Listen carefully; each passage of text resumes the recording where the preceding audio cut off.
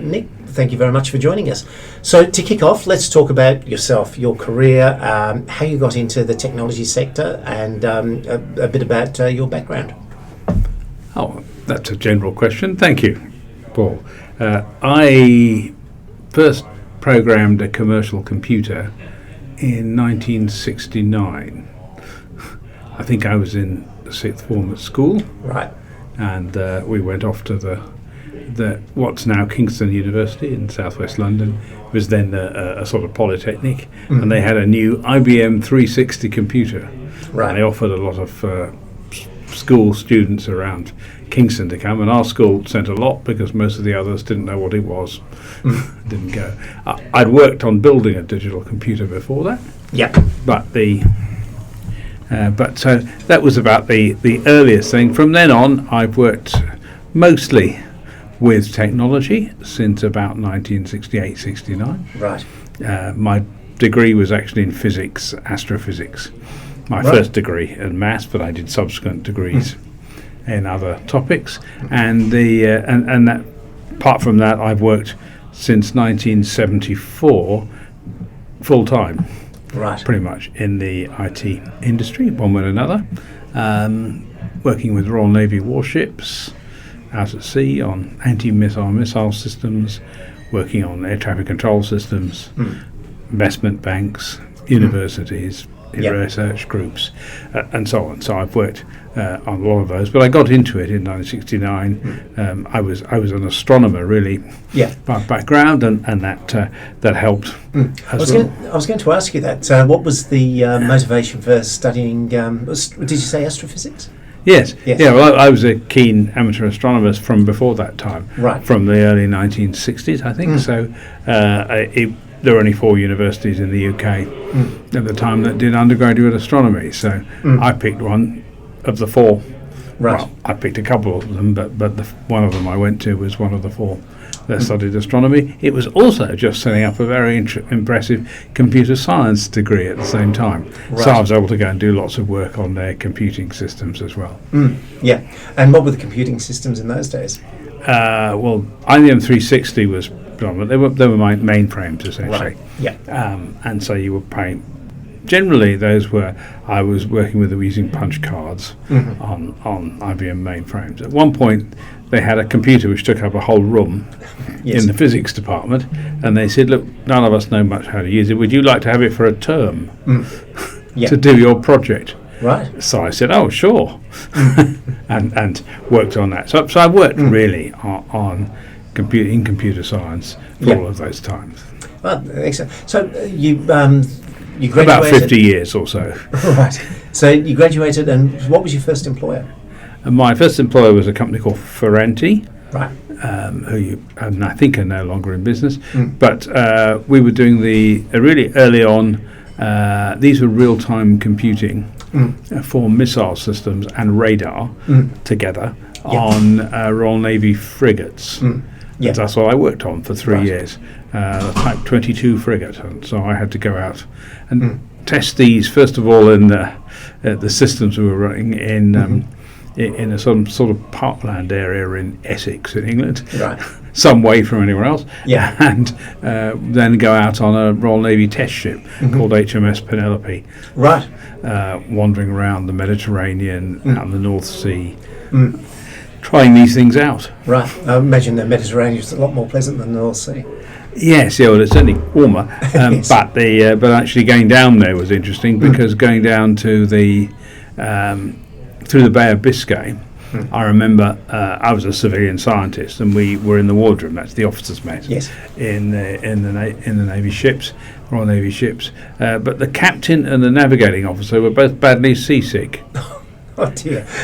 So it was an interesting trip from then on. I can imagine. Yeah. So how many years were you working in that space before? 3 years for that, and then I went on to work for a company called Plessey. Plessey Radar, actually, in a similar part of Surrey, that area of south of London. And there I was working on air traffic control systems for Jersey Airport and for Kuwait Airport. Okay. Yeah. And so we were trying to do interesting things with DEC PDP-11 computers from memory. Right. Yep. And make them operate in real time, and also make them work together for resilience. So if anyone failed, another one could pick up. And that took some interesting programming to make that work. Right. Yeah, so fast forward, what brought you to Australia? My wife told me to come. Right. So I was working mostly in the investment bank space. I'd gone to work for the United Bank of Kuwait. But based in London, and then Citibank, and then another company called Global Asset Management. So after about 18 years of that, I was married. My wife is Australian, born and brought up in Brisbane. Right. We had a couple of kids who were about 8, 10, that sort of age, and her father was ill, and so she wanted to come back to live in Australia. So I did what any appropriate husband did. I said yes, and we came. Right. And your first role when you arrived in Australia? Well, I didn't have a job when I got here. I just gave up my job in London, which was interesting, and came here and looked around for various things. But I ended up as essentially as a sort of technical services director for Macquarie Bank. Right. Running IT infrastructure, all the global IT infrastructure in Macquarie Bank, including, rather ironically, the stuff in London. From there. But so I was based in Sydney in a building called, which is at 2 Bond Street. Right. Yeah. And I remember coming straight to Sydney, and I got there. I was working in Sydney, and I had to commute weekly between Brisbane and Sydney. And I was then, interestingly, found myself. They took me to my office, which only had 3 walls, and no door. Right. Yes. Interesting office, but nice. And they said, "Oh well, the view's not too bad." And indeed, it was on the corner of the 2 Bond Street building, with a very big view of the Harbour Bridge and the Opera House. Right. And very nice. Yeah. Very nice. I thought, from a sort of basement location in London, this was a lot better. So, So I worked for Macquarie Bank for a couple of years. Yeah. And then thought I might live and work in the same city for a while. And I moved back to Brisbane, in this case to take up a role as essentially Director of IT, CIO if you like, at the University of Queensland. Right. So that was my transition from investment banking to universities, which was interesting. Yeah, that's quite a diverse journey there. Yeah. So let's move on to your involvement with ACS. When did you first start getting involved with ACS? In, I think, the early to mid-noughties. I can't remember the exact date. Yep. And I got a call suggesting that they were a bit short of people to be vice chair or members of the BEC in Queensland. Right. By the then chairman, Mark Lloyd. Right. Who went on subsequently to do other things at ACS. Yes, he did. So I said, "Oh, all right." And anyway, ended up, I was elected vice chair of the BEC in Queensland. Yes. Did that for a few years, and then stood as chair. Right. In Queensland. Yeah. Became a member of the. And then I became a member of the management committee through being a national congressional rep. Yeah. And I think my first meeting as a member of the management committee was in January 2008. Yeah. But I'd attended one in 2007. That was the time when they brought in, ironically, a whole set of new rules. Right. And so I was in both the old system, which had council and weighted votes, a bit like union meetings, right. Yes. and then the new system with Congress, we currently have, with Congress and Management Committee, which of course we're now looking at changing again. Yeah. So how did you find that dynamic of the change? It was unworkable previously. Right. So, right. In my view, I mean, essentially I think the committee that managed the society was called Council. Right. And it had certainly a representative. I had the chair, I think, or equivalent, from each of the 8 branches. It had national officers, I think, and it also, from memory, and it certainly also had about 10 board directors. Yeah. But the board directors and the national officers would have had 1 vote each. The branch chairs had votes equivalent to the number of members. Right. Hence the waiting. So, if New South Wales, Victoria and Queensland wanted to do something and nobody else did, it was what New South Wales, Queensland and Victoria wanted to do. Sure. Or New South Wales, Victoria and South Australia, or whatever. Yes. Combination. Yeah. So, in honesty, the decisions could be reversed 6 months after they were made. Because, as far as I can see, because there was a management committee, but it was subservient to the council. Yeah. So it wasn't the committee that managed the society. I think the council was. And so the council said, we don't like that decision, we'll reverse it, that the management committee had made. It was unworkable, and I think they were quite right to make a change. Yeah. Do you think that came about because ACS, coming from a volunteer run, turning into a largely staff-run organisation, that had been part of the evolution there? Partly. There were a range of things going on, I think. The first was it simply wasn't feasible to have a national organisation in which basically New South Wales and Victoria could do what they wanted, right, and nobody else could have a say, because people got a bit grumpy about that, understandably. So I don't think that was essentially a good idea. The other things, I think, were it wasn't quite as much of a staff-led organisation as you might think. Right. And certainly there's a lot more volunteer run probably than there is now, but there's still the rules give the volunteers a lot more power now and then to do what is required. So it wasn't really that, I don't think, either. It was obvious that the ACS was growing a bit and needed to change. Right. So at that point there was no certification. And the membership was done in a different way. There was also no non-professional members. Right. So in order to be a member of the ACS, you had to be a professional member. If you didn't qualify to be a professional member, they said, well, no, thank you can't join the ACS. Yeah. So again, a very different organisation from what we've got now. Yeah. So that change of bringing in non-professional members, how do you see that change the organisation?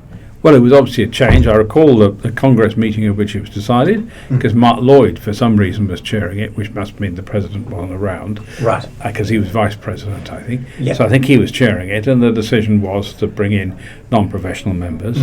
I don't think it was done as well as it could have been. Sure. Because sometimes you do these things and people don't think through all the ramifications. I don't mean that we shouldn't have brought on non-professional members. Yep. That was almost everybody approved and agreed with that. I remember the meeting where it was done, but the bottom line was that when you think that through, the ACS had previously had a set of rules and processes and procedures, which are obviously more malleable, that to do with just professional members. So you needed to modify them in order to cope with members who weren't professional members. Sure. And I don't think we did that, and we still haven't done it as well as we could have done. Right, yeah. So moving forward a little ways, you then had your first stint as president in 2012, was it? Yes, before that I was treasurer. Yeah. So I was the National Congressional Rep. I stood and was treasurer, so I had to bring in a new, which was controversial, branch funding model. Right. And that was fun. We did a lot of consultation on it. Brought that in. I then became president in 2012-13. And that was an interesting time. But it was an interesting time. It was a very different ACS from the ACS we find ourselves in today, both financially and in other reasons. So we now know the ACS in Sydney at the moment in vast caverning offices. In Barangaroo, which I don't think Barangaroo existed. That's right, I didn't. Yeah. We were in offices in.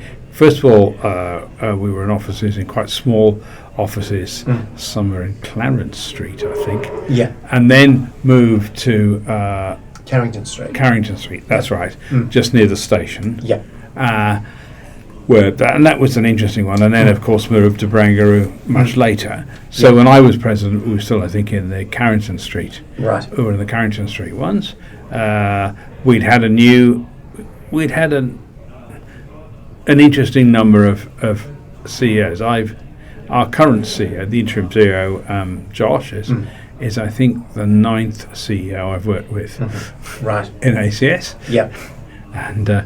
And that's been interesting to see the different styles. But Alan Patterson had just taken over. Yes. When I was there, and our first crisis was we didn't have very much money. Right. unlike now when we're a bit more flush Yeah. than we were down to about $7 million in assets Yes. and going down. And if we didn't do something, our view was that the ACS would need to be closed down in 2 years. Right. Yes. So we had to do quite a lot of work to change the pattern of spending, which wasn't as well controlled as I think it might have been. Yeah. And so that I do remember being an interesting existential crisis in many ways when you get that. And so the staff and the volunteers worked together very effectively to do that.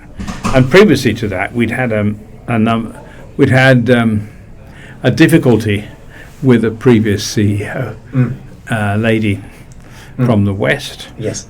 who unfortunately hadn't worked out one way or another, and had to leave, and a couple of times Sam Burrell, effectively our governance officer, Right. a very, very competent and effective governance officer, had to stand in as CEO. Yes. And that, that isn't always as good for everyone to have an interim CEO. He gave over to Alan, and he and Alan worked together very well. So there'd been a number of those CEO changes, which was interesting, but caused, I won't say instability, but it required some stabilisation. Absolutely. Yeah.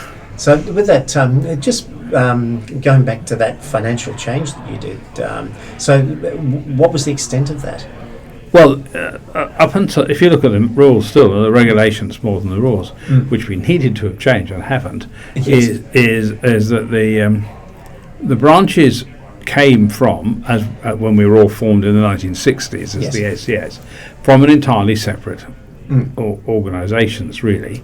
So I bumped into someone who'd been still around, and he's in the Gold Coast, I think, and he was the effectively the branch manager of the Queensland branch in the days before much consolidation had occurred. Right. So each branch recorded their own membership. There wasn't a national membership roll. Each branch handled their own finances.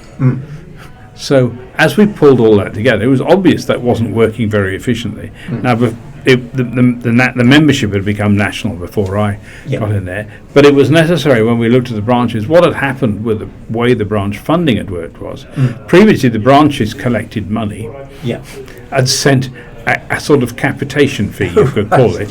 Tribute. Yes. I don't know how best you could describe it, but whatever, an amount to the national office.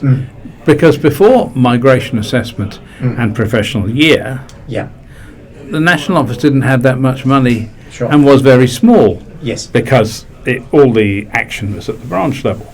So I think that change had started to happen. National had got more money because of migration assessments and other things. That took a while to make them efficient, or more efficient than they'd been. They weren't necessarily efficient at that point, but all of that happened. And that meant that the branches effectively had become starved of any funds and couldn't do much. That caused some disquiet at branch level. Yes, I can imagine. And it was necessary to have a reasonable consultation amongst people to find a way to sensibly do it. And the best fix we could do at the time, and it worked then, I think it still needs a lot of change now, but it worked then, was that to say, well, okay, all the membership funds go directly to branches. Right. So so that gives branches money that they can work with and allocate with. And that was the nub. There were more things around the edges, but that was the nub of it. Right. So fast forward. So after you stepped down as president in 2014, what were your roles with ACS from there? I was about to retire into the great, the great pastures for former ACS presidents, but there was a problem with filling the role of chair of Queensland. Had been a bit of argy-bargy at some point in the prior way, so I was persuaded to put my hand up to be chair of Queensland. So unusually, I was both the immediate past president and the chair of the Queensland branch. And that meant I was on MC, of course, for those 2 years. Then a couple of years, I remained another 2 years after that as chair of the Queensland branch. And I'd been chair of the Queensland branch before, so it wasn't it wasn't a completely new experience. Yeah. And the second 2 years, I became I was voted as a national congressional rep. And then after I finished as branch chair. I put my name forward to be vice president membership, which deals with a lot of professional standards, which is an area I'm interested in. Yeah. And I spent at least 4 years, I think, in that role. Yeah. And then came back on as president. And then, yes, there were a shortage of candidates, I'm sure. Anyway, I put my name forward, and it turns out I was the only candidate for it, and was elected president. Yeah, and now you're immediate past president. Immediate past president, back on MC again. So this is my 16th year on MC. Right. That's the record in itself. Well, yes, you get less time for murder, don't you? Yes, indeed. So where do you see ACS going in the future? Well, I think ACS has a tremendous opportunity. Yeah. A series of very good opportunities. Yeah. But that we have the opportunity, I think, to do better at what we're doing, which is the migration assessment, and possibly do it for other people. Yes. So that's one area in which we could do better. And that's part of our mission to do good things for the country, which we need to do. We are doing the professional year. It's clear that that's changing a bit. The government is obviously changing the parameters. Right. It's also clear, I think we have opportunities to rethink how we deliver it. We've done a good job, but I think an opportunity to rethink how we deliver it, to do an even better job. And I think that's another opportunity. But these are just things we've done already. Yeah.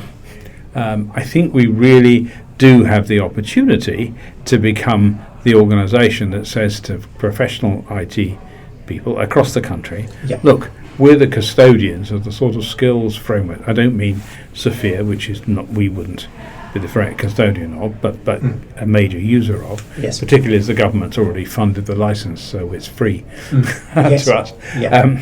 We would want to look at capabilities, and we should be the people that say to any IT professional, when you come to us, we can tell you how good you are. We can tell you what you need to do to get better. Yeah. We can certify you along the way, and we can help you either by providing courses that will help you do that, or small bites of training or information or webinars that can get you there, or we can also put you in touch with those who can provide you with those, so that we would do a range of things. But either way, we need to be the place where IT professionals come to know where they are in their professional career, and to know how to get better in their professional career if that's what they want. Yes. And I think, but I don't think that's enough. Sure. We certainly do have a requirement to try and influence governments, because most governments don't treat digital issues, whether it's normal digital, social, software engineering, AI, quantum, which is coming down the track, as serious as they should. And as you can see by the lack of funding they put behind it, and the funding they take away from it. So many of our ministers in this area, in all governments, are probably quite frustrated, because it's very hard to get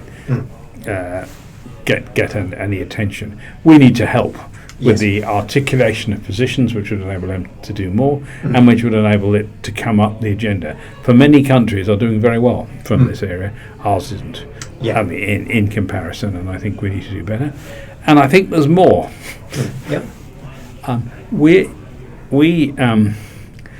ACS is actually very well respected in our region.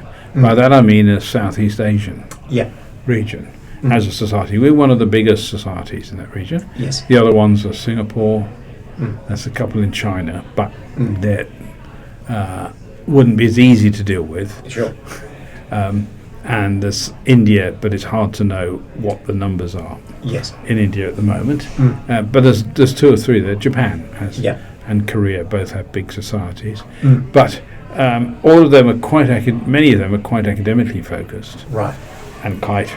How can I put it? They're not as focused on the IT professional as we could be. Yes. There are others more like us, but they're struggling.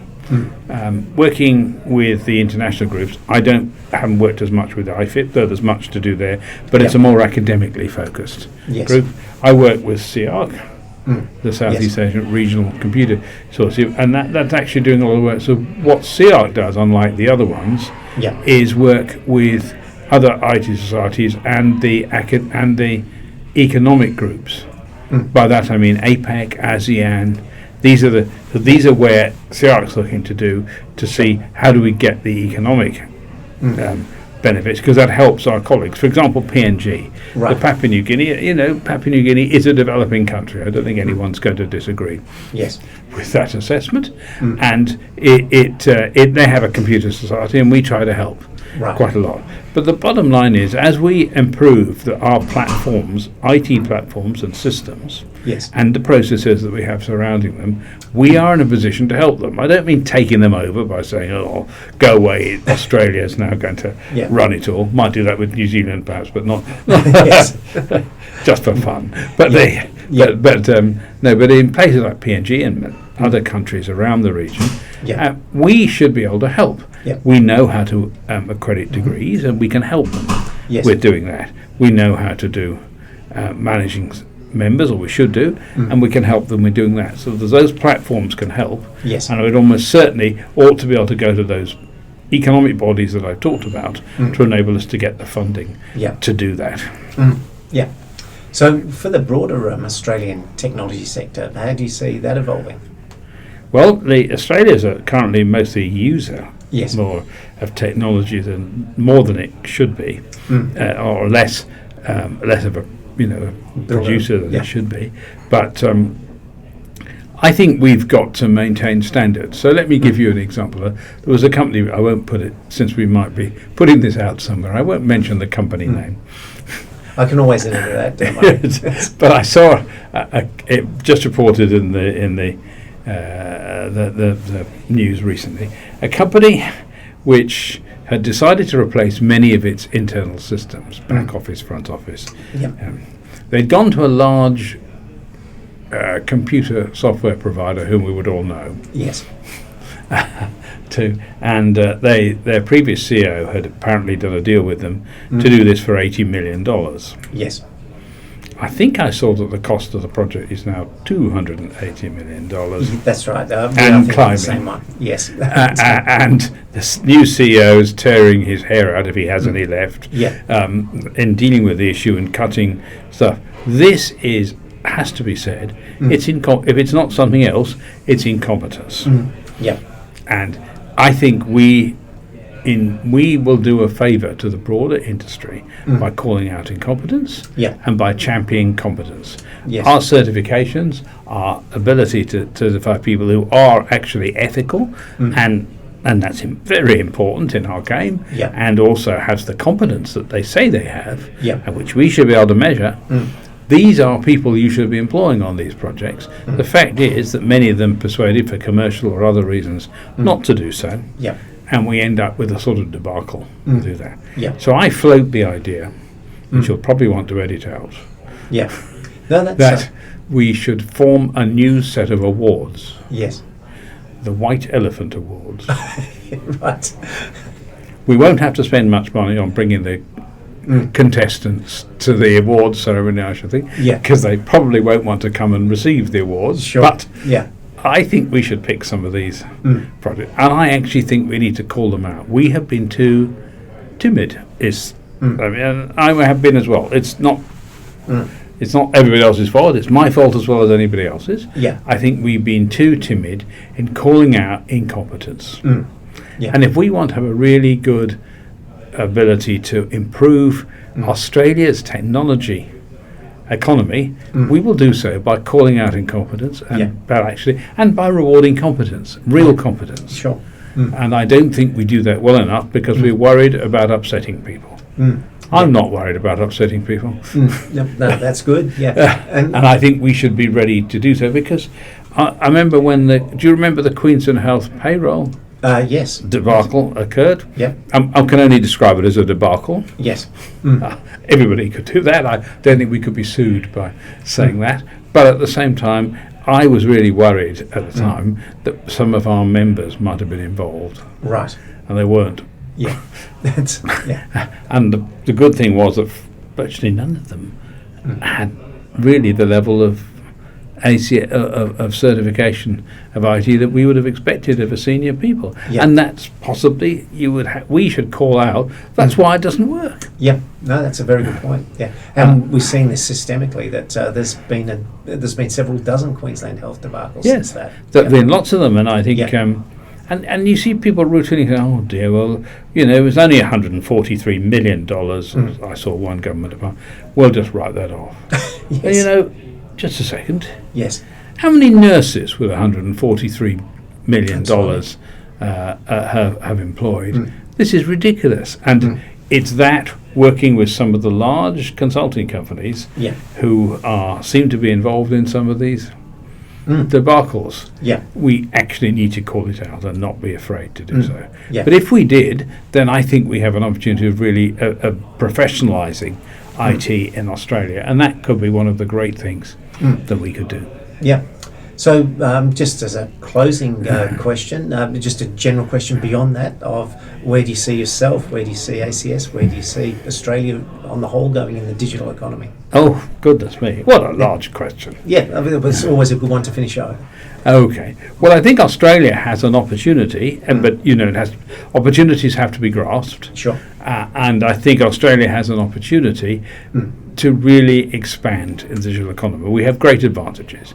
We speak English, which helps, because that's the language that's often used internationally, but also from which the base that which many of IT has come. So we have that inherent somehow advantage. We're well connected with the other digital economies. We're an advanced economy. We have reasonable, but not brilliant at the moment, education in this area. Yes. If we improve our educational capability from primary school or kindergarten, even up to as far as university and postgraduate levels, if we can improve that to improve the actual activities or the capabilities of our people in Australia, we will do well. We will always be constrained in Australia by a lack of skilled people. Right. We have been since the first fleet arrived. Right. And they've never had enough skilled people. It's just a people problem. Now, the more we do, the more we make use of everybody in the country, whether here as settlers, indigenous, whatever, it doesn't matter. Whoever's in the country, we need to maximise the potential they have and the potential they can provide to the country.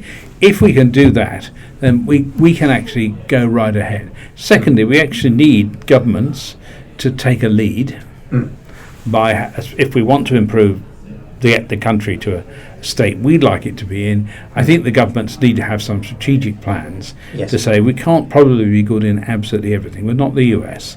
We don't have the breadth of market that the US has. But here are areas, a bit like Singapore does, here are areas that we could specialise in, and we'll help a bit. Tariffs, whatever it may be. Sure. So that's the country. In terms of the ACS, well, the ACS ought to be in the forefront of doing this. We should be proposing what could be achieved, proposing how to achieve it for the government, but not just to government, to industry and to all the way down to kindergarten. Right. We actually need to be getting into schools, and we have had a reluctance for years. I don't mean now, we're not now, but for many years we had a reluctance to go into schools, and I think we need to get right down into schools in conjunction with others. There are many other people in the market, and get in there and excite people about the prospects of going here. I like to go to a career evening and say to people, because they all think it's going to be very safe if their kids are lawyers or accountants or doctors. And you say, look, of course they can be lawyers or accountants or doctors. These are fantastic professions. You should think about them. But of course, if you want to earn real money, you should think about cybersecurity. And the bottom line is that there's a lot more. We actually need to get into the hearts and minds to help the country, to help ourselves as a profession. But our job as a profession is to help the country in this case. And of course, to help the individuals prosper within it. Sure. As far as I'm concerned, I'm at the end of my career. I've done 16 years of the MC. If the current rules don't change, I'll do 17 and then ride off into the sunset. Right. But I will always remain an active member of the ACS. I've done much of what I think I can do to contribute, and I think there are many other people, I'm delighted, who are doing good things and trying to contribute to all of those, and I'm very pleased with that. Personally, I remain active and interested, and certainly very much an active member of ACS. Yeah. Well, on that, thank you very much for your time, Dr. Nick Tate. Thank you. Thank you.